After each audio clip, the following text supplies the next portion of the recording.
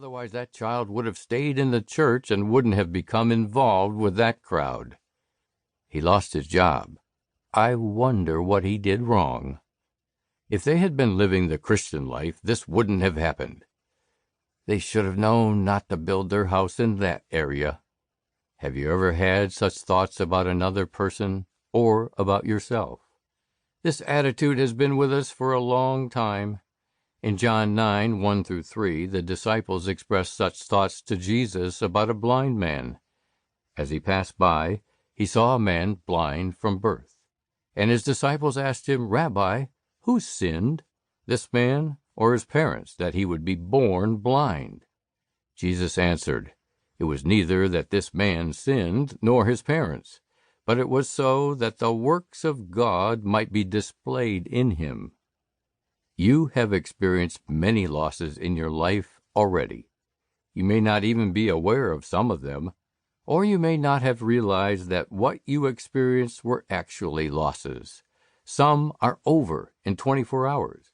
Others last for years. How you respond to them or what you let them do to you will affect the rest of your life. You can't avoid loss or shrug it off. Loss is not the enemy. Not facing its existence is.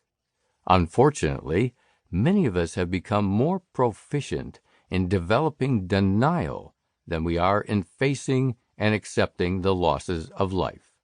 Even if you attempt to ignore the loss, the emotional experience of it is implanted in your heart and mind, and no eraser will remove it. Whenever there is any kind of an attachment, a loss cannot be avoided when the tie is broken. Life is full of relationships with people, things, and dreams that break up. Then new attachments occur. As each change takes place, you need to experience the grief that accompanies it. The amount of intensity of loss you feel is closely tied to the replaceability of whatever you lost. When you break a favorite piece of sporting equipment, or your car is totaled, your upset will subside in several days or weeks. But the death of a child, or a spouse, or your home being washed away by a hurricane has a different impact. You may decide to have another child, or marry again, or build elsewhere, but you can never replace the original. Children who experience too many losses have more difficulty handling their adolescent and adult losses. Children do not have the coping defense mechanisms that adults have. They don't process the verbal skills or the creative fantasy to generate alternatives that adults possess. If their loss is a sibling or a parent, they will grieve it at different times as they move into adulthood. Some children become so sensitized to the pain of loss that in later years their losses are felt so deeply there is a predisposition to depression. I have seen many adults who experienced some form of loss as children that created oversensitive reactions and responses as adults.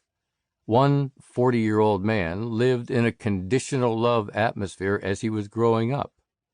Whenever he was noisy or disruptive, love and acceptance were pulled away from him. He felt empty and hurt each time he experienced this loss of love.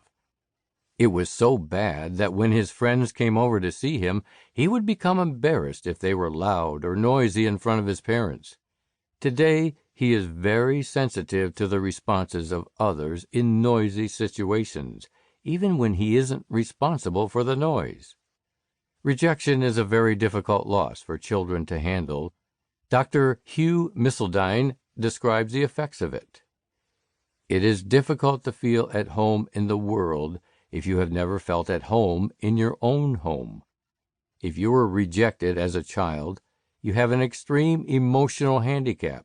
You are, in effect, the original person without a country.